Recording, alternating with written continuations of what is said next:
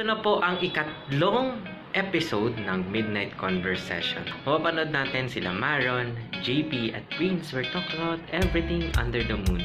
Let's go with the episode, and please don't forget to like this video and subscribe to this channel, and huwag niyong kalimutan ang notification bell para updated kayo sa mga post ko on the coming days. So, let's go to the video. Welcome po sa Midnight Conversations. Ito po ang pangatlo sa anim na series for this March. Also, as part of my Road to Bronze special presentation. Pakilala natin isa-isa ang ating mga guest for this evening. Syempre, I know him personally because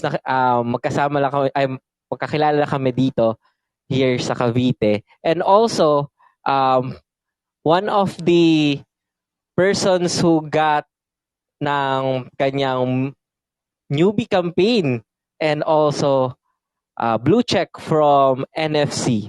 Also, a KCA Batch 2 graduate. Let's call on Maron. Hello po! Ayan. Hello everybody! Ayan, next naman natin is eto, isa sa mga kaibigan ko din na talaga namang ang galing kumanta. Not only he can sing, but also, ayan, nakikita ko din kung saan. Here goes with Prince John Real. Hello! Hi, everyone. Magandang morning. Ayan, nag-effort tayo. Ay, yeah, hello! And the last and not the least, also a singer, and as well my friend here on GGSS Squad, ang nag-iisang Mr. Nobody, also known as JP. Hello! Guys. Ayan. Ano yung mga ginagawa ninyo bago kayo matulog? Mga ritual o regimens? Ayan.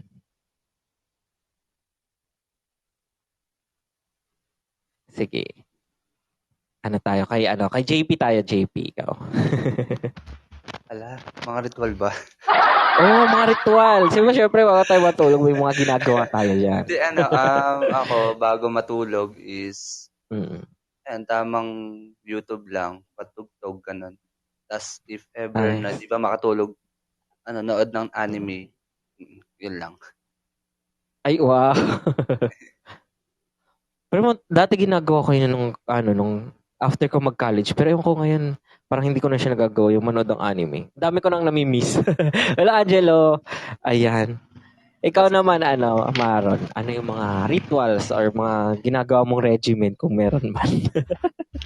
Ako naman, di ba usually kasi we end midnight stream then before sleep. Ayun siguro, parang freshen up din na, di ba, minsan kasi nakaka-exhaust din masyado yung nakaharap ka sa gadget. Sobrang ang init ng pakiramdam. So, minsan, talaga yung hila mo, soft bath, and hygiene, syempre, before sleep.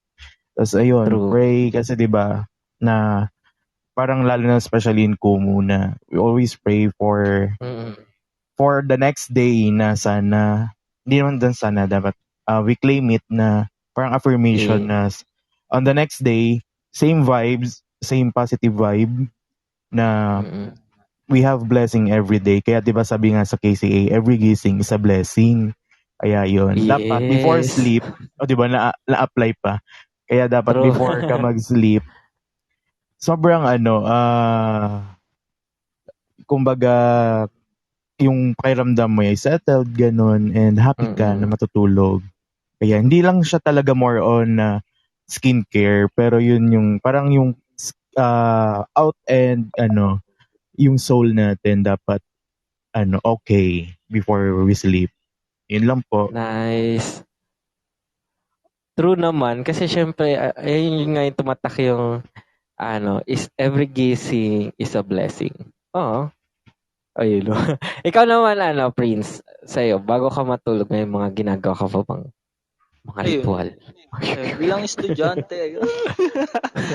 Bago ako kasi matulog kay AC, ayan, nag-check muna ako ng mga gagawin ko kinabukasan, activities, YouTube, ayun. Then, of course, yung mag-iilamos ng mukha kasi yun yung pinakamalaga kasi sa maghapon nating paglalabas dyan, yan, purong-puno na ng bacteria yung mukha natin. So, kailangan nating linisin muna bago matulog. So, ayun. Kagaya din ni Kuya Sio Alita. Ayun, basta ikaw yan, Kuya.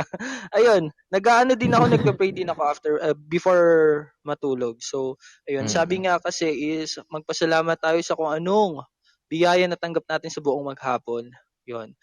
Para sa ganun, maging safe tayo at hingi tayo ng kaligtasan sa pagtulog. Kasi hindi natin alam kung ano yung possible mangyari. Kung magigising pa ba tayo or True. hindi. So, ayun lang, Kuya AZ. True naman kasi syempre yung mga kahit sabihin natin may mga times na medyo pare-pareha yung mga nangyayari, there's still a blessings and hindi natin nakikita na na we need to appreciate those mga little blessings na nakukuha natin every day. Nice.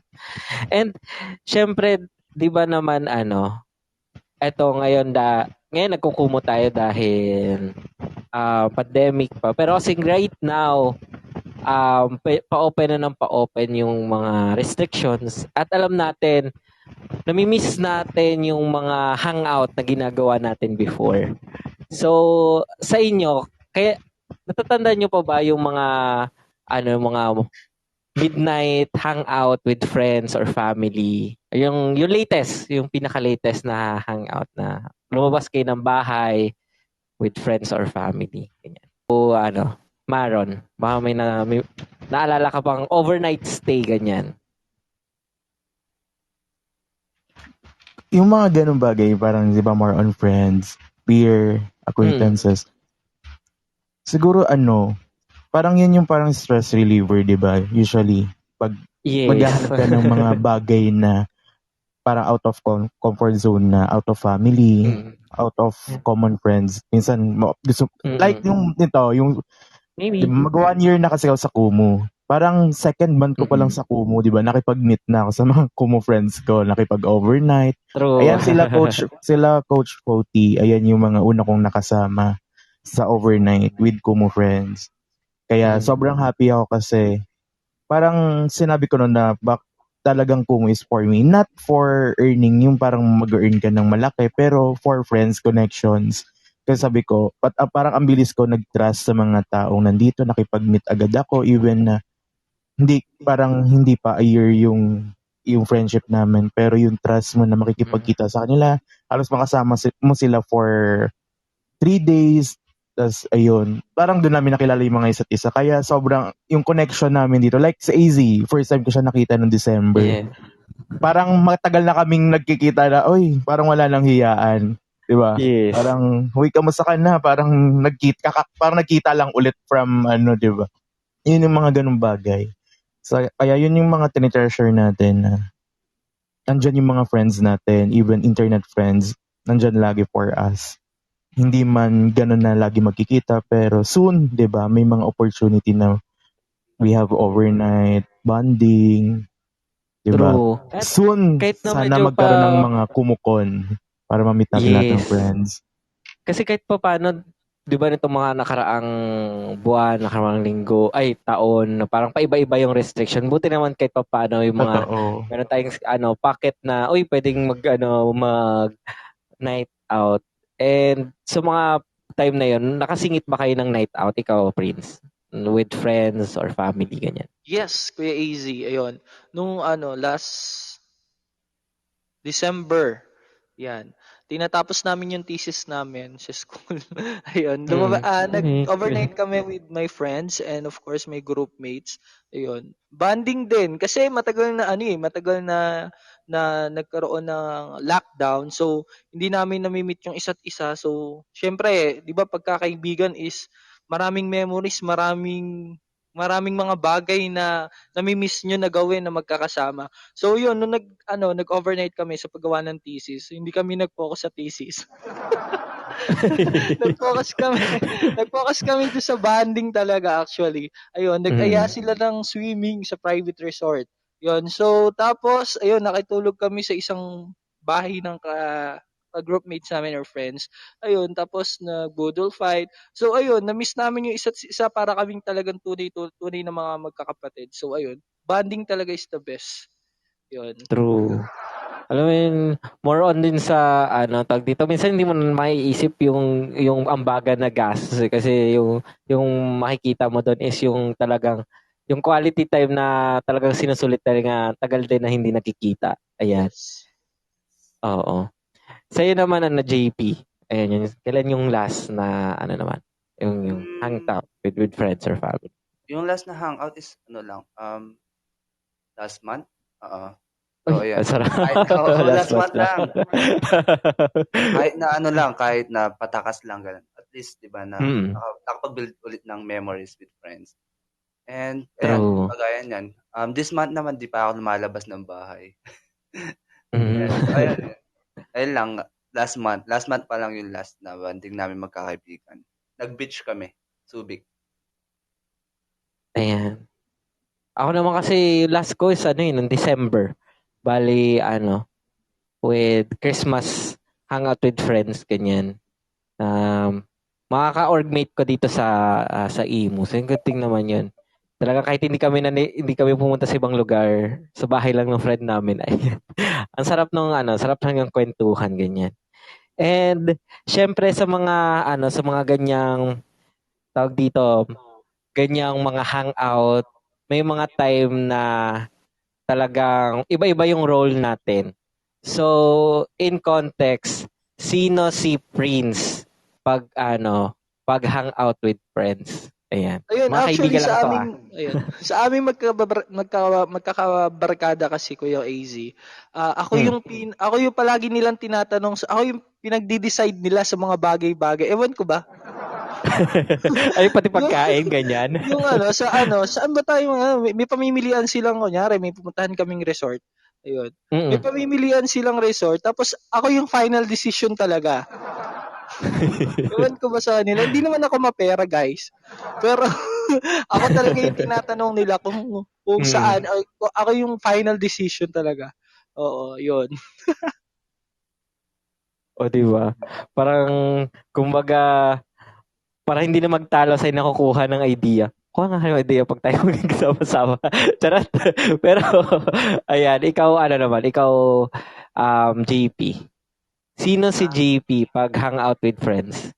Ako, ako yung kuya ng lahat. Kasi sa amin magbabarkada, ako yung pinakamatanda. So, ayan. So, parang ako yung nagpapastol sa kanila if meron silang nagagawang masama na di kaaya-aya, ganun. Ako yung nagsasabihan ko sila ganyan. Kasi takit ka. So, ayan. Ako yung parang, kuya nila sa pag magkakasama. Nice. Naman? Big brother.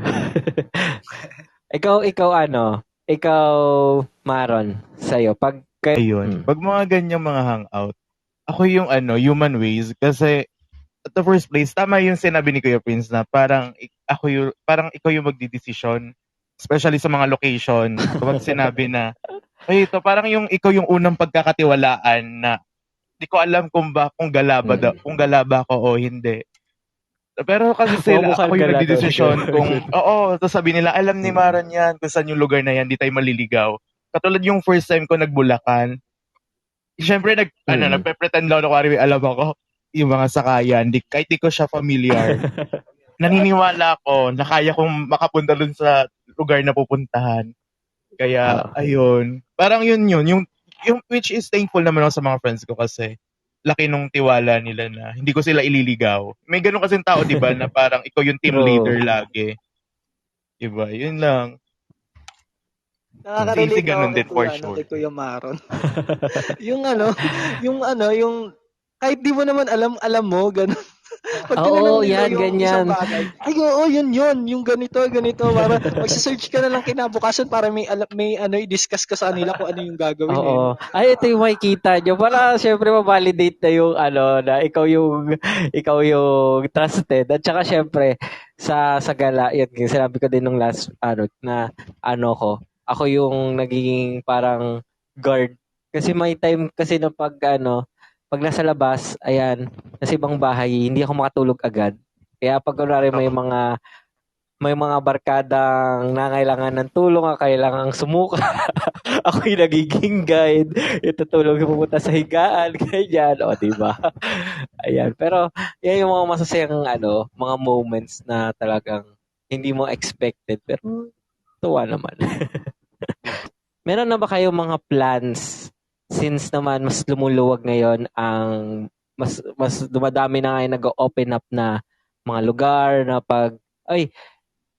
Jolly, ayun, marami lang lugar na nag-open up para sa mga turistang dito sa Pinas. So may mga plans ba kayo na mag-hangout? Ayan. Or kayo mismo initiate ng hangout sa lugar ninyo? Ikaw muna, Maron. Ayan.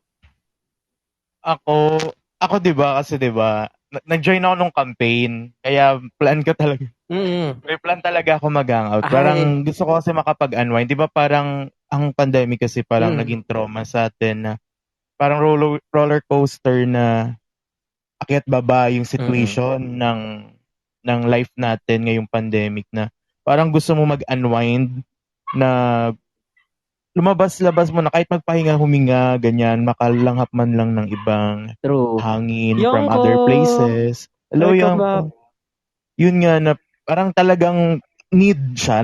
Magiging essential soon yung travel kasi para for our mental health also. Yes. Na maging okay tayo, maka-recover tayo from this pandemic. Hindi man kailangan gumastos, pero we can find ways naman. Yun lang po. Nice. Oh, sure. True. And, alam mo yun, kahit yung mga simpleng labas lang with, yung ikot-ikot Totoo. nga lang with ganyan. Nakita ko nga Kahit yung, ko sa Yung mga Instagram na coffee yung talk, ganun. Ayan, yung walking, ganyan, pag morning. Coffee talk, tas walking. Diba sa Cavite maraming ganyan. Si Prince naman, ikaw, baka may mga future plans ka na ba ng, ayan, Yes, out of meron town kay or AZ. hangout? Yan. Kami mga magkakaibigan, meron kasi kaming GC. So, ayan, since na lumuluwag naman na dito sa Nueva Ecija, ayun, meron kasi ditong mga magaganda ring lugar. So, ayun, naisipan namin magpunta sa isang places dito, which is the Tanawan, kung naririnig niyo na siya.